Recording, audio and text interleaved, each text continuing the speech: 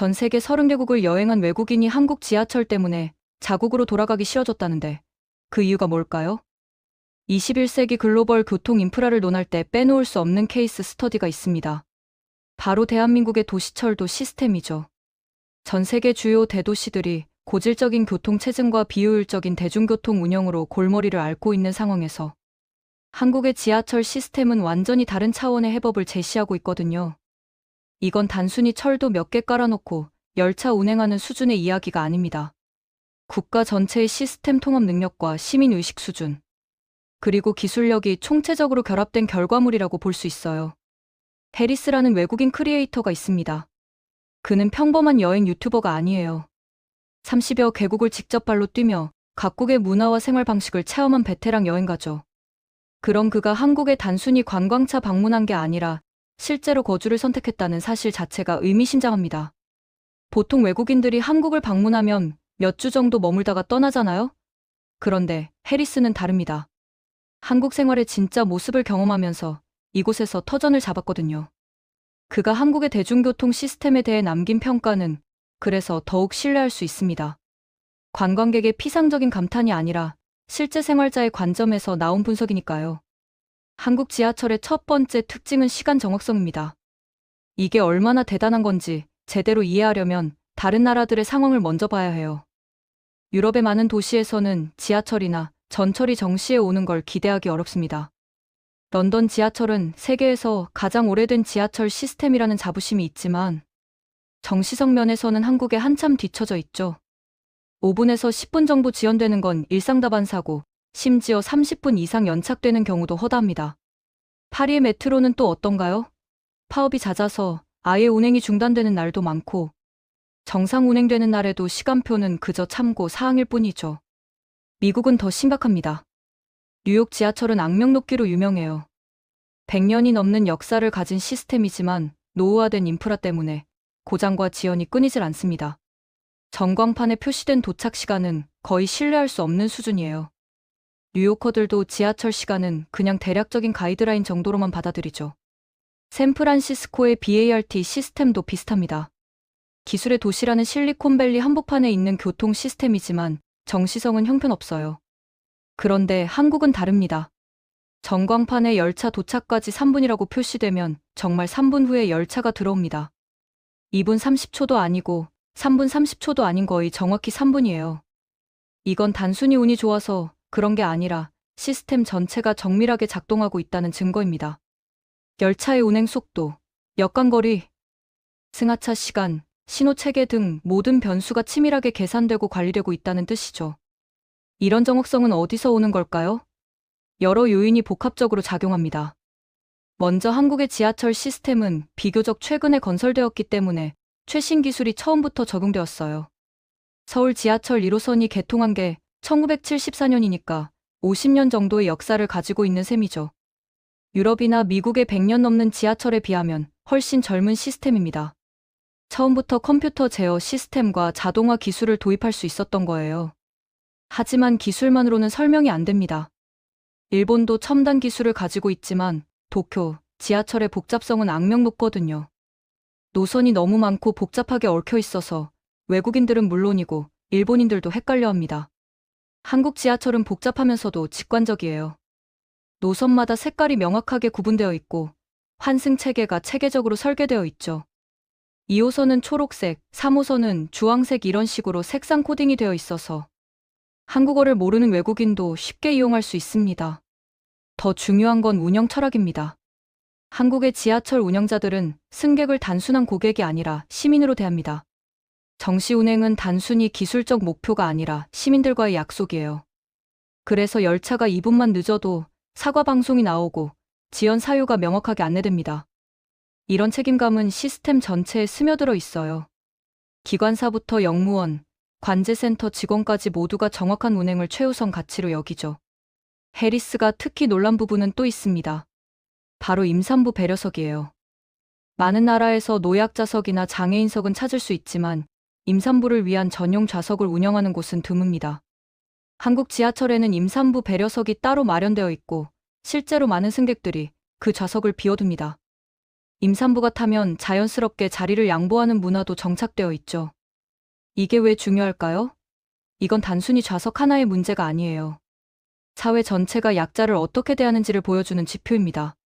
임산부는 겉으로 봐서는 건강해 보일 수 있지만 실제로는 신체적으로 큰 부담을 안고 있는 상태죠. 특히 초기 임신의 경우 배가 나오지 않아서 임산부인지 알기 어려운데 한국에서는 임산부 배지를 나눠주고 그걸 보면 자발적으로 자리를 양보하는 문화가 있습니다. 서양 국가들에서는 개인주의 문화 때문에 이런 배려가 의무화되거나 강제되지 않으면 잘 이루어지지 않아요. 법으로 정해놓지 않으면 왜 내가 자리를 양보해야 하지? 라는 생각을 하는 사람들이 많죠. 물론 양보하는 사람도 있지만 그건 개인의 선택이지 사회적 규범은 아닙니다. 한국은 다르죠. 법으로 강제하지 않아도 자발적으로 배려하는 문화가 형성되어 있어요. 이건 유교 문화의 영향도 있지만 동시에 현대적인 시민의식이 결합된 결과물입니다. 노약자석도 마찬가지예요. 한국 지하철의 노약자석은 단순히 페인트로 색깔만 칠해놓은 게 아니라 실제로 작동하는 시스템입니다. 젊은 사람들이 노약자석에 앉아 있다가 노인이 타면 자연스럽게 일어나죠. 이게 강제된 규칙은 아니지만 암묵적인 사회 규범으로 자리 잡았어요. 외국인들은 이 모습을 보고 깜짝 놀랍니다. 자기 나라에서는 노약자석이 있어도 무시하는 사람들이 많거든요. 장애인 편의 시설도 빼놓을 수 없습니다. 한국 지하철의 모든 역에는 엘리베이터가 설치되어 있어요. 휠체어를 탄 장애인이나 유모차를 끄는 부모들이 불편 없이 이동할 수 있도록 설계된 거죠. 이게 당연해 보이지만 사실 엄청난 투자가 필요한 일입니다. 특히 오래된 역사의 경우 후천적으로 엘리베이터를 설치하려면 구조를 대대적으로 변경해야 하거든요. 유럽의 오래된 지하철역들은 아직도 계단만 있는 곳이 많습니다. 파리 메트로의 경우 전체 역의 절반도 안 되는 곳에만 엘리베이터가 있어요. 장애인들이 지하철을 이용하려면 미리 어느 역에 엘리베이터가 있는지 확인하고 경로를 짜야 합니다. 뉴욕은 더 심각해요. 100년 넘은 역사 건물들에 엘리베이터를 설치하는 게 구조적으로 불가능한 경우가 많아서 장애인들은 아예 지하철 이용을 포기하는 경우도 많죠. 한국은 법으로 모든 지하철역에 장애인 편의시설을 의무화했고 실제로 이를 이행했습니다.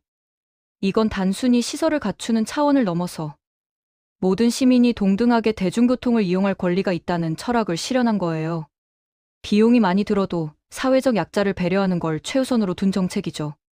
가격 경쟁력도 놀라운 수준입니다. 서울 지하철 기본 요금은 1,400원 정도인데 이건 미국 달러로 환산하면 1달러 남짓입니다. 뉴욕 지하철 한 번 타는데 3달러가 넘고 런던 지하철은 존 시스템 때문에 더 복잡하지만 기본적으로 2.5파운드, 즉 3달러 이상이죠. 도쿄 지하철도 최소 170엔 정도니까 1.5달러는 됩니다. 한국이 얼마나 저렴한지 비교가 되죠? 더 놀라운 건 환승입니다. 한국에서는 지하철에서 버스로, 버스에서 지하철로 환승할 때 추가 요금이 거의 없거나 아주 적어요. 교통카드 하나로 모든 대중교통을 통합 운임제로 이용할 수 있죠. 30분 내에 환승하면 기본 요금 하나로 여러 구간을 이동할 수 있습니다. 이게 얼마나 혁신적인 시스템인지 외국인들은 처음에 믿기 어려워해요. 런던에서는 버스와 지하철이 별개의 요금 체계로 운영됩니다. 환승할 때마다 새로운 요금을 내야 하죠. 뉴욕도 마찬가지예요. 지하철에서 버스로 갈아탈 때 추가 요금을 내는 게 기본입니다. 한국처럼 통합 운임제를 운영하는 나라는 전 세계적으로도 손에 꼽아요. 이건 단순히 기술의 문제가 아니라 정책적 의지의 문제입니다. 여러 교통기관이 서로 수익을 나눠야 하고 복잡한 정산 시스템이 필요하거든요. 한국의 교통카드 시스템은 그 자체로 혁명적입니다. 1990년대 후반에 도입된 이후 지속적으로 발전해서 지금은 전국 어디서나 하나의 카드로 모든 대중교통을 이용할 수 있어요. 서울에서 발급받은 교통카드로 부산에서도 버스를 탈 수 있고 대전에서도 지하철을 탈 수 있죠. 심지어 편의점에서 물건을 살 때도 쓸 수 있습니다. 이런 통합 시스템을 구축하는 건 엄청난 기술력과 행정력이 필요해요. 각 지역의 교통당국, 버스 회사, 지하철 공사가 모두 협력해야 하고 실시간으로 데이터를 주고받으며 요금을 정산하는 시스템이 필요하거든요. 한국은 IT 강국답게 이 모든 걸 완벽하게 구현했습니다. 카드를 찍는 순간 데이터가 서버로 전송되고 환승 여부와 거리를 계산해서 정확한 요금이 청구되죠. 해리스가 지하철에서 내려 버스 정류장으로 가는 모습도 의미심장합니다. 한국의 대중교통 환승 시스템은 물리적 거리도 고려해서 설계되어 있어요. 지하철역 출구에서 버스 정류장까지의 거리가 최대한 가깝도록 도시 계획이 이루어져 있죠. 역 바로 앞에 버스 정류장이 있어서 걸어서 12분이면 환승할 수 있습니다. 다른 나라에서는 이게 쉽지 않아요. 도시가 오랜 세월에 걸쳐 유기적으로 성장했기 때문에 교통시설들이 체계적으로 배치되지 않았거든요. 지하철역에서 버스 정류장까지 몇 블록을 걸어야 하는 경우도 많고, 심지어 방향을 헷갈려 하는 경우도 있죠.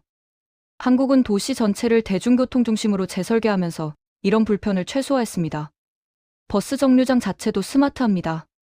전광판에 버스 도착 정보가 실시간으로 표시되어 있어요.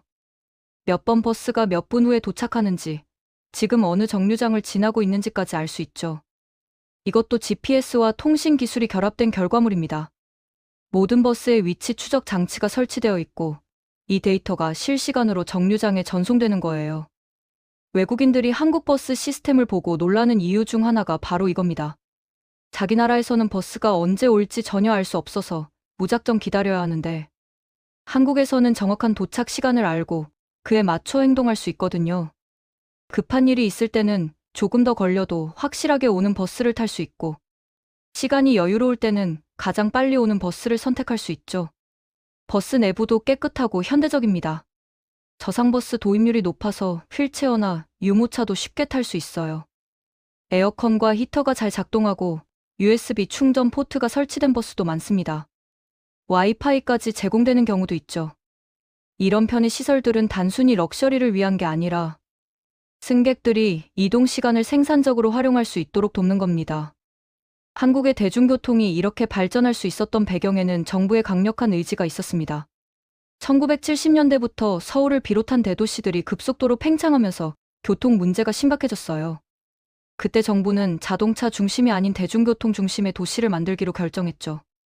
막대한 예산을 투입해서 지하철을 건설하고 버스 노선을 재편하고 통합요금 시스템을 구축했습니다. 이건 장기적인 비전이 없으면 불가능한 일이에요. 단기적으로는 엄청난 적자가 발생하거든요.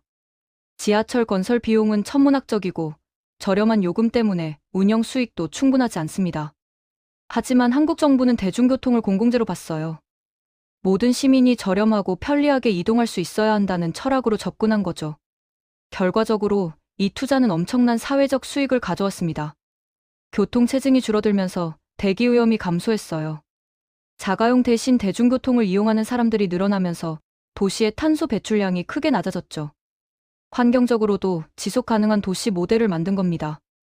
유럽 도시들이 최근에야 친환경 교통 정책을 강화하고 있는데 한국은 이미 수십 년 전부터 이를 실천해왔어요. 경제적 효과도 막대합니다. 출퇴근 시간이 단축되면서 노동 생산성이 올라갔어요. 사람들이 교통체증에 갇혀 시간을 낭비하는 대신 빠르고 정확하게 이동할 수 있게 되었죠. 또한 대중교통이 잘 발달하면 자동차 구매와 유지 비용을 절약할 수 있어서 가계 경제에도 도움이 됩니다. 젊은 세대 중에는 아예 자가용 없이 대중교통만으로 생활하는 사람들도 많아요. 사회적 평등 측면에서도 중요합니다. 부자든 가난한 사람이든 똑같은 대중교통을 이용하잖아요. 지하철에서는 재벌 회장도 일반 회사원도 같은 공간에서 이동합니다. 이런 경험이 사회적 연대감을 형성하는 데 기여해요. 반면 미국 같은 나라에서는 가난한 사람들만 대중교통을 이용하고 중산층 이상은 대부분 자가용을 쓰죠. 그러다 보니 대중교통의 질이 낮고 투자도 부족합니다. 악순환이 반복되는 거예요. 한국 대중교통의 안전성도 세계 최고 수준입니다. 사고율이 극히 낮고 범죄 발생률도 낮아요. 지하철역마다 CCTV가 설치되어 있고 비상벨과 안전요원이 배치되어 있죠. 여성들이 밤늦게 혼자 지하철을 타도 안전하다고 느낄 수 있는 환경이 조성되어 있습니다. 뉴욕 지하철은 위험하기로 악명 높아요. 특히 밤 시간대에는 범죄가 자주 발생하고 노숙자들이 차량 내에서 생활하는 경우도 많죠. 멕시코시티나 상파울루 같은 도시는 더 심각합니다. 소매치기와 강도가 횡행해서 외국인들은 대중교통 이용을 꺼리는 경우가 많아요. 한국 지하철에서는 이런 걱정을 할 필요가 거의 없습니다. 청결도 측면에서도 한국은 단연 앞서 있어요. 역사와 열차 내부가 깨끗하게 유지되고 화장실도 잘 관리됩니다. 매일 밤 운행이 끝나면 전 구간을 청소하고 소독하죠. 코로나19 팬데믹 때는 더욱 강화된 방역 체계를 운영했어요. 손잡이, 좌석, 문손잡이 등 접촉이 많은 부분을 집중적으로 소독했죠. 외국 지하철은 지저분한 경우가 많습니다. 쓰레기가 널려 있고 낙서가 가득하고 악취가 나는 곳도 있어요. 파리 메트로는 특유의 퀴퀴한 냄새로 유명하고 뉴욕 지하철은 쥐가 출몰하는 걸로 악명이 높죠. 한국 지하철에서는 상상하기 어려운 일들입니다. 한국인들의 대중교통 이용 문화도 성숙해 있어요. 해리스가 언급했듯이 한국인들은 지하철과 버스를 이용할 때 암묵적인 규칙을 지킵니다. 줄을 서서 타고 노약자에게 자리를 양보하고 큰 소리로 통화하지 않고 음식을 먹지 않죠. 이런 에티켓이 법으로 강제된 건 아니지만 대부분의 사람들이 자발적으로 지킵니다. 이게 가능한 건 교육과 사회적 압력 덕분이에요. 어릴 때부터 공공장소에서의 예절을 배우고 다른 사람들을 배려하는 게 당연하다는 문화가 형성되어 있죠. 만약 누군가 이런 규칙을 어기면 주변 사람들의 눈총을 받게 됩니다. 직접적으로 지적하지 않더라도 분위기로 느껴지는 거예요. 서양 개인주의 문화에서는 이런 게 잘 작동하지 않아요. 내가 돈 내고 탄 지하철인데 왜 내 마음대로 못해? 라는 생각을 하는 사람들이 많거든요. 그래서 법으로 금지하지 않으면 큰 소리로 음악을 틀거나 음식을 먹거나 발을 의자 위에 올려놓는 행동을 하는 사람들이 있죠. 한국에서는 이런 행동이 사회적으로 용인되지 않습니다. 대중교통 기사들의 전문성도 높아요. 버스 기사들은 안전 운전 교육을 정기적으로 받고 친절 서비스 교육도 이수합니다. 지하철 기관사들은 더욱 엄격한 훈련 과정을 거치죠. 이들은 단순히 운전만 하는 게 아니라 승객의 안전을 책임지는 전문직으로 인정받습니다. 일본의 철도 시스템이 정확성으로 유명하지만 한국도 그에 못지않습니다. 오히려 일부 측면에서는 한국이 더 앞서 있어요. 예를 들어 노선의 직관성이나 요금의 저렴함, 통합 시스템의 편리함에서는 한국이 우위에 있죠. 일본 지하철은 너무 복잡해서 현지인도 헷갈리는 경우가 많은데 한국 지하철은 외국인도 쉽게 이용할 수 있도록 설계되어 있습니다. 중국의 도시들도 최근 지하철 건설에 엄청난 투자를 하고 있어요. 베이징이나 상하이의 지하철은 규모 면에서 서울을 앞지릅니다. 하지만 운영의 정교함이나 서비스 품질에서는 아직 한국을 따라잡지 못했죠. 중국 지하철은 혼잡도가 극심하고 보안 검색 때문에 시간이 많이 걸리고 영어 안내가 부족한 경우가 많아요. 싱가포르의 MRT는 깨끗하고 효율적이기로 유명하지만 요금이 비쌉니다. 도시 국가라는 특수성 때문에 규모도 제한적이죠. 한국은 대도시권 전체를 아우르는 광역교통망을 구축했다는 점에서 차별화됩니다. 서울을 중심으로 인천, 경기도까지 하나의 통합된 네트워크로 연결되어 있어요. 수도권 전철은 그 자체로 엄청난 공학적 성취입니다. 서울 외곽의 위성 도시들이 지하철로 서울 중심부와 직접 연결되어 있죠. 일산에서 강남까지, 분당에서 서울역까지 환승 없이 한 번에 갈 수 있습니다. 이런 광역 네트워크는 수도권 전체를 하나의 생활권으로 만들었어요.